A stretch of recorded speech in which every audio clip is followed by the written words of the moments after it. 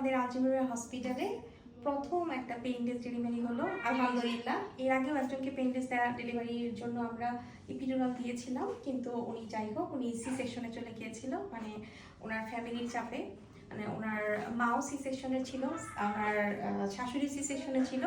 ওনারা আসলে ওনাকে করতে দেয়নি, ওনারা বলেছে যে না ওনারা সি সেকশনই করতে চায়, সেটা আলাদা ব্যাপার। তো যাই হোক আমাদের হসপিটালে প্রথম পেইনলেস ডেলিভারি হলো। ওনার বাড়ি হচ্ছে দেলদুয়ার, আর পেশেন্টের নাম হচ্ছে অ্যালিজা। তো যাই হোক আলহামদুলিল্লাহ একটা 3.5 কেজি বাবু নর্মালি হলো। আর এটা হচ্ছে পেইনলেস ছিল। বাচ্চার মা আসলে যখন 4 ফিঙ্গার হয়ে যায় তখন অনেক কান্নাকাটি করে, বলে সিজার করব। তখন আমি বলছিলাম যে আপনি সিজার না করে তাহলে পেইনলেস ডেলিভারিতে যান, তাহলে তো নর্মাল ডেলিভারি হবে। তখন উনি সাথে সাথে সেটা পিক করে নেয় যে নর্মাল ডেলিভারি করবে, কিন্তু পেইনলেস ডেলিভারি। তারপরে হচ্ছে আমাদের টাঙ্গাইলের রাসেল ভাই এবং রাকিব ভাই দুজনের সহায়তায় ওনারা হচ্ছে এপিডুরাল দিয়ে সহায়তা করে আমাদেরকে এই পেইনলেস ডেলিভারির জন্য। ভাইয়াদেরকে অনেক অনেক থ্যাঙ্কস। রাসেল ভাই সবসময় আমাদেরকে হেল্প করে। আমাদের অ্যানেস্থেশিয়ার মেইন টিমে আছেন হচ্ছে রাসেল ভাই আর হচ্ছে রাকিব ভাই। ওনারা রাসেল ভাই সব কিছু ম্যানেজ করে দেয় সবসময়। তো ভাইয়াকে অনেক অনেক থ্যাঙ্কস আমাদের ফার্স্ট আলজেমিয়া হসপিটালের পেইনলেস ডেলিভারিতে হেল্প করতে। আর এত বড় একটা বাবু, বাচ্চার মা আসলে যখন পেইন হচ্ছিল তখন উনি এত কান্নাকাটি করছিল, আর যখন ইপিডুরাল দেওয়া হলো উনি একদম রিল্যাক্স আলহামদুলিল্লাহ। মানে 80% পেইন আসলে রিমুভ হয়ে যায়। যখন ওই রকম পেইন থাকে তার মাঝে যদি 80% পেইন রিমুভ হয়ে যায় তখন আসলে বাচ্চার মা কিছুই বুঝতে পারে না। আর পেইনলেস ডেলিভারিতে যে মেডিসিন দেওয়া হয় এটা কিন্তু বাচ্চার মা এবং বাবুর জন্য একেবারেই সেফ, এতে কোনো সাইড এফেক্ট নেই।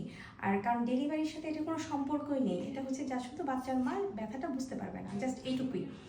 আমি বলেছি আপুকে যে আপু হয়তো এরপরে নিজেই ইন্টারভিউ দিবে, বলবে কিছু যে ওনার আসলে কতটুকু ভালো লেগেছে, কতটুকু পেইন মুক্ত হয়েছে।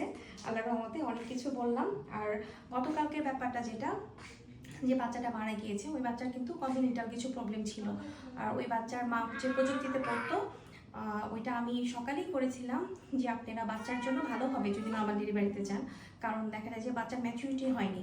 তো যাই হোক ওনারা টাঙ্গাইলে বিভিন্ন জায়গায় যায়, যাওয়ার পর লাস্টে যখন আসে একদম ফুল ডাইলেটেড হয়ে, তখন কোনো অপশনও ছিল না নর্মাল ডেলিভারি ছাড়া। এবং কি বাচ্চার মার জন্য খুব ভালো হয়েছে নর্মাল ডেলিভারি হওয়াতে, কারণ যখন বাচ্চা খারাপ থাকে, প্রিম্যাচিউর থাকে, বাচ্চার আগের থেকেই বোঝা যায় যে বাচ্চাটা ভালো থাকবে না, ওই ক্ষেত্রে কিন্তু বাচ্চার মার জন্য নর্মাল ডেলিভারি সব থেকে সেফ, কারণ পরবর্তীতে বাচ্চার মা আবার কিন্তু একটা বেবি নিতে পারবে। বাচ্চার মার কোনো অপারেশন হলো না। তো উনি যেহেতু স্টুডেন্ট, ওনার জন্য খুব ভালো গুড ডিসিশন ছিল। এবং আল্লাহর অশেষ রহমত যে উনি আবার ঘুরে ফিরে আমাদের এখানে এসেছিল, আমরা ডেলিভারি করিয়েছি, যদিও বাচ্চাটা বেঁচে নেই। তো যাই হোক আপনারা সবাই ওই বাচ্চার মার জন্য দোয়া করবেন, বাবুর জন্য দোয়া করবেন, আর সাথে সাথে আমাদের এই আলিজার মেয়ের জন্য দোয়া করবেন। আমাদের আলজমিরা হসপিটালের প্রথম পেইনলেস ডেলিভারি এপিডুরাল সাকসেসফুল আলহামদুলিল্লাহ। ভাইয়াকে আবার থ্যাঙ্কস, মেনি মেনি থ্যাঙ্কস জানাচ্ছি। তো যে যেখানে আছেন সেখান থেকে ডেলিভারি নর্মাল ডেলিভারির জন্য চেষ্টা করে যাবেন, এবং যারা ব্যথা সহ্য করতে পারবেন না তাদের জন্য এই অত্যাধুনিক ব্যবস্থা আছে আমাদের হসপিটালে, পেইনলেস ডেলিভারি যেটা, সেটার জন্য আপনারা চলে আসতে পারেন। তো সবাই আমাদের জন্য দোয়া করবেন, ভালো থাকবেন, সুস্থ থাকবেন। আল্লাহ হাফেজ, আসসালামু আলাইকুম।